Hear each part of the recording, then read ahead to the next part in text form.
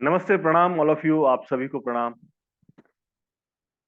आज का जो हमारा विषय है, हम जो विषय लेकर के आज हम लोग आए हैं वो बहुत महत्वपूर्ण विषय है। और राहु की महादशा या केतु की महादशा आपके जीवन में कैसे जाने वाली है, इस पे बहुत सारे भ्रम की स्थितियां बनती हैं। आज का हमारा विषय वही है कि किस प्रकार से देखा जाए कि राहु की महादशा या केतु की महादशा आपके लिए शुभ है, अशुभ है या मिश्रित फलदायी। सूत्र जो है लघु पराशरी के सूत्र हैं मुख्य रूप से। देखिए, राहु को जब भी हम लोगों को देखना है कि वो आपकी कुंडली में किस प्रकार से अपनी दशा में फल प्रदान करेगा या केतु, आपको सबसे पहले ये देखना है कि राहु अथवा केतु किस भाव में स्थित है। जिस भी भाव में वो स्थित हो, उस भाव को हम लोगों को लिख लेना है। उस भाव का राशि स्वामी जहां पर भी स्थित हो, वो हम लोगों को लिख लेना है।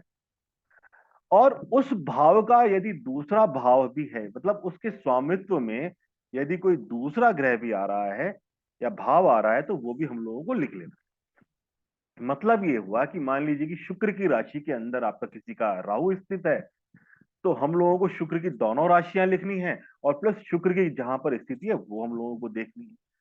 उसके बाद में हम लोगों को देखना है कि उस राहु या केतु के ऊपर किस किस ग्रह की दृष्टियां है। जिस भी ग्रह की दृष्टियां आएंगी, तो उस ग्रह के दोनों भाव हम लोगों को लिख लेंगे, क्योंकि राहु या केतु उनके भी फल प्रदान करेगा। स्वाभाविक रूप से जैसा हम लोग मानते हैं कि राहु देव जो हैं आपके उपचय स्थानों के अंदर, कहा भी जाता है कि उपचय स्थानों के अंदर बहुत अच्छा फल प्रदान करेगा। इसका अर्थ ये हुआ कि यदि तीसरे भाव में, छठे भाव में या 11वें भाव, दशम भाव में या 11वें भाव, दशम भाव को हम लोग छोड़ देते हैं क्योंकि सबसे मजबूत केंद्र स्थान है, यदि इन भावों में राहु यदि अकेला बैठा हुआ है, तो वो आपके जीवन में संघर्ष प्रदान करेगा। अजीब है स्थिति, क्योंकि एक तरफ तो लोग कहते आ रहे हैं कि आपका राहु जो है हमेशा आपको अच्छे स्थान में या दूर स्थानों में अच्छा फल प्रदान करता है, लेकिन यहाँ हमारा जो विषय है, जो हमारा लघु पराशरी है, वो कहता है कि उसके राशि स्वामी की स्थिति देखो आप, और उस पे दृष्ट ग्रहों को देखो, उनसे युति बनाने वाले ग्रहों को देखो। शुभ ग्रह होंगे शुभ दशा जाएगी, अशुभ ग्रह होंगे अशुभ दशा जाएगी। उदाहरण से हम लोग इसको समझ लेते हैं, दो तीन उदाहरण से, बहुत आसान सा तरीका है।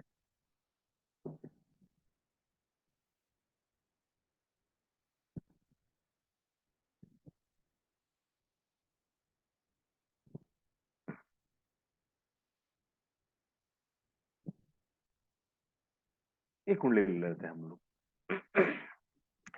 तो अब मुझे यहां पर देखना है कि इस व्यक्ति की या जातक की जो कुंडली है उसमें राहु की महादशा जो है वो किस प्रकार की रहने वाली। तो देखिए, हमारा सबसे पहला स्टेप ये होगा कि यहाँ पर आप देखिए कि राहु किसकी राशि में स्थित।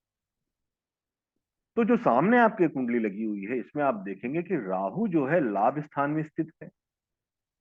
अब लाभ स्थान में स्थित है तो इसका राशि स्वामी हम लोगों को देखना है। तो इसका राशि स्वामी जो है वो है मंगल। अब मंगल जो है वो कौन कौन से भाव का स्वामित्व रखता है, तो इसका अर्थ यह है कि मंगल जो है आपका लाभ भाव का स्वामित्व रखता है, और एक इसका दूसरा भाव जो है वो आपके छठे भाव में, जो कि संघर्षों का भाव। मंगल की स्थिति कहां पर है, मंगल यहां पर तीसरे भाव में स्थित है। तो इसका मतलब ये हुआ कि राहु की महादशा के अंदर व्यक्ति को तीसरे भाव के फल मिलने वाले हैं, छठे भाव के फल मिलने वाले हैं और लाभ भाव के फल मिलने वाले हैं। अब हमारा जो दूसरा स्टेप है, दूसरे स्टेप में हम लोग देखेंगे कि इस राहु के ऊपर कौन कौन से ग्रह हैं जो कि दृष्टि डालते हैं। तो यहां पर आप देखिए कि राहु देव को आपका गुरुदेव देखते हैं। जुपिटर की दृष्टि वहां पर पड़ रही है राहु के ऊपर। तो इसका अर्थ ये हुआ कि आपका सातवें भाव का भी रिजल्ट मिलेगा और आपके दशम भाव का भी रिजल्ट मिलेगा। और कोई ग्रह है जो राहु के ऊपर दृष्टि डालता हो, तो यहां आप देखिए कि शनिदेव जो है वो अपनी दशम दृष्टि यहां पर रखते हैं राहु के। ओके, इसका मतलब यह हुआ कि यहां पर शनिदेव का आपका अष्टम स्थान और आपका नवम स्थान, इन दोनों के फल भी यहां पर प्राप्त होंगे। इसका अर्थ ये हुआ कि इस राहु की महादशा में, क्योंकि दशा बहुत लंबी है, उक्त व्यक्ति को जिनकी ये कुंडली है उनको यहाँ पर लाभ के फल मिलेंगे, यहाँ पर दशम के फल मिलेंगे, यहाँ पर नवम भाव के फल मिलेंगे, प्लस यहाँ पर तीसरा भाव, छठा भाव और अष्टम भाव। इसका अर्थ यह है, क्योंकि यहाँ पर राहु को दशमेश देखते हैं और राहु को शनिदेव भी देखते हैं, जो कि नवमेश, यानी नवमेश दशमेश का जो राजयोग है इस राहु की दशा में इनको प्राप्त होने वाला है। और इसी राहु की दशा के अंदर क्योंकि अष्टमेश और आपका षष्टेश भी दृष्ट करता है, वो दोनों भाव भी सक्रिय हैं, तो इसका मतलब इसी राहु की महादशा में इनको इनके जीवन में परेशानियां भी आएंगी। तो ये जो कुंडली है ये जयललिता जी की कुंडली है। राहु की महादशा जब तक रही इनको 94 से 2012 तक, तो इनको शुभ फल भी मिले हैं, राजयोग कारक स्थितियां भी बनी है और इनको जीवन में अशुभ फल भी प्राप्त। देखिए, महादशा में किस किस अंतरदशा के अंदर आपको अशुभ मिलेंगे, वो अशुभ मिलेंगे, ये एक अलग विषय है। वो हम लोग पूरे लघु पराशरी के सूत्रों के अनुसार हम लोग देख सकते हैं।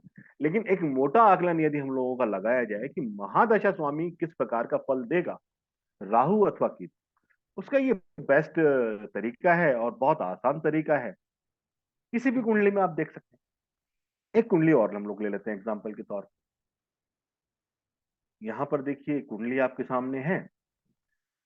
अब यहां पर देखिए कि राहु की महादशा कैसी रहेगी। तो यहां पर आप सेम वही हमारा हम लोगों का जो सूत्र है वही है कि राहु किसकी राशि में स्थित है। तो राहु देव यहाँ पर शुक्र की राशि में स्थित। तो शुक्र की जो दूसरी राशि है वो आपके छठे भाव में पड़ती है। तो इसका मतलब उक्त राहु की महादशा में विशेष रूप से प्रथम भाव का, छठे भाव का और दशम भाव का, क्योंकि राहु का राशि स्वामी शुक्र जो है दशम भाव में स्थित, इनके फल इनको मिलेंगे। अर्थात दशम भाव से कर्म क्षेत्र में अच्छी वृद्धियां मिलेंगी। छठा भाव है तो यहाँ पर इनको संघर्ष की स्थितियां मिलेंगी, वो भी इनको मिलने वाली हैं। कर्म क्षेत्र के लिए ये जो राहु की दशा ये शुभ रहने वाली है। यहाँ पर राहु पे दृष्टि किसी भी अन्य ग्रह की नहीं। तो इसका मतलब राहु जो मुख्य रूप से फल देगा वो देगा लगन के, छठे के और दशम भाव। एक एग्जाम्पल चार्ट और ले लेते हैं हम लोग केतु का। यहां पर अब हम लोग केतु को देख रहे हैं कि केतु की महादशा यहाँ पर कैसी रहने वाली है। तो सेम वही चीज है कि यहाँ पर हम लोगों को देखना है कि केतु किसकी राशि के अंदर है। तो केतु यहाँ पर जो है केतु देव आपके शनि की राशि में स्थित है। तो इसका मतलब शनि की जो दूसरी राशि है वो 12वें भाव में है।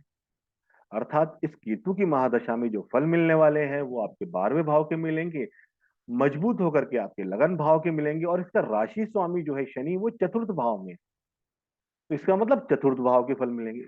अर्थात केतु की महादशा के अंदर लगन भाव का, चतुर्थ भाव का और 12वें भाव का यहाँ पर फल मिलने वाला है।